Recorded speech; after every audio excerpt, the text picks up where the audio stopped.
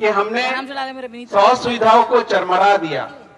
हम खुश नहीं हो रहे हैं, हम अंदर ही अंदर गिल्टी फील कर रहे हैं कि हमारा जो कर्तव्य है हम उससे पीछे हट के काम कर रहे हैं। बाकी क्या करें, ये हमारे को सरकार ने मजबूर कर दिया। नहीं तो हम लोग क्या एकदम ऑल ऑफ सडन हम लोग क्या स्ट्राइक में आए हैं? नहीं आए हैं। हमारे पूर्व वक्ता भी बोले हैं कि हमने निवेदन किया, आवेदन दिया, सांकेतिक किया, उसके बाद यहाँ पे आए हैं। तो हमारी ये मजबूरी है और ये हमारी जो 5 सूत्री मांगे हैं हम सभी जानते हैं और जो भी सुनता है बोलता है बिल्कुल सही है। वेतन से वेतन विसंगति, हर अधिकारी कर्मचारियों को एक सम्मानजनक वेतन लेने का हक है।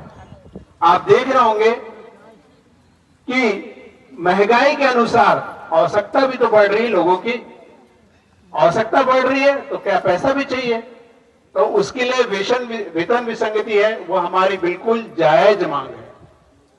अभी इसके पहले बघेल जी बोले सरकार को बात तो करना चाहिए, चर्चा तो करना चाहिए, और मैं भी सोचता हूं कि इसको बिल्कुल ही चर्चा करना चाहिए, बहुत जल्द चर्चा करना चाहिए। और जब हम लोग स्ट्राइक में बैठे थे तो हम लोग ये सोचते थे कि हमारा फेडरेशन इतनी ताकत है कि हम लोग को मुश्किल से 2 या 3 दिन बस रहना पड़ेगा। बाकी सरकार की ये उदासीनता को देख के बहुत दुख होता है और ये हम लोग अपने इतने जो सेवा भाव से काम करते हैं उस काम धाम को छोड़ के हम लोग यहाँ पे लगे हुए हैं। मैं अपने एक वाक्य याद आता है, मैं जिला क्षय अधिकारी हूं गरियाबंद में। हमारे को सब नेशनल सर्टिफिकेशन के लिए नॉमिनेट किया गया था और हम लोग का अमला जो है पूरा काम कर रहा था एकदम तन मन धन से। उस फर्स्ट ईयर में हमने नॉमिनेट किया था अपने ब्रॉन्ज मेडल के लिए और वो ब्रॉन्ज मेडल हमको उस ईयर में नहीं मिला। जब सेकंड ईयर की पारी आई तो हमारा स्टाफ और सभी लोग हम लोग तन मन धन से काम किए और ये डिक्लेयर होता है 24 मार्च को डिक्लेयर होता है और हमने धीरे धीरे प्रयत्न करते रहे और जब रिजल्ट की डिक्लेयर हुआ तो गरियाबंद जिले को ब्रॉन्ज नहीं सिल्वर मेडल मिला और ये आप लोग की ही बदौलत से मिला। फील्ड में जो कर्मचारी है, जो हमारे आरएचओ है, सिस्टर्स है, मितानिन है, तो धीरे धीरे हमें काम करते रहना है। फल की अपेक्षा जब समय आता है तो अवश्य ही फल मिलता है और वो फल मुझे उम्मीद है कि ये फल हमारे लिए बहुत ही अच्छा होगा। तो हमें धीरे धीरे काम करना है और ये नियत करना है।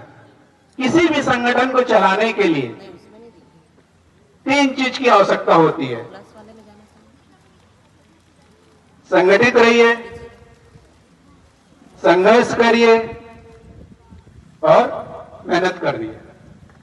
तो ये हम लोग में जो छत्तीसगढ़ सॉस फेडरेशन है वो तीनों चीज है हम लोग में और इसीलिए इतनी संख्या में हम लोग यहाँ पे दिख रहे हैं।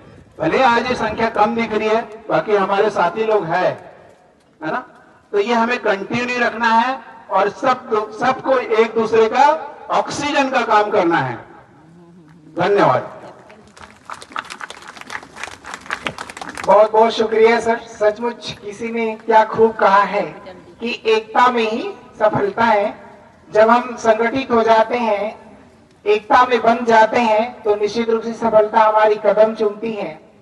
कहते हैं कि मिट्टी ने जब एकता की तो ईंट बनी, ईंट ने जब एकता की तो दीवार बनी और दीवार ने जब एकता की तो एक घर बना। वो तो बेजान चीजें हैं। फिर तो हम तो इंसान है ना, तो हमें भी संगठित होना चाहिए, एक में होना चाहिए। और सर बोल रहे थे कि जब हम एकता के सूत्र में संघर्ष करते हैं संगठित होकर तो निश्चित रूप से हम सफलता को पाते हैं। तो एक शायरी मुझे याद आती है कि जो राह संघर्ष के चलता है, जो राह संघर्ष के चलता है वही संसार को बदलता है। जो रातों में जिसने जंग जीती, सूरज बनकर वही चमकता है, सूरज बनकर वही चमकता है। तो आगे मैं अपने बातों को शासन प्रशासन तक पहुंचाने के लिए आमंत्रित कर रहा हूं। एन कुमार रात्रे जी, आप आरएचओ हैं महासमुंद से, बहुत दिनों से भाई साहब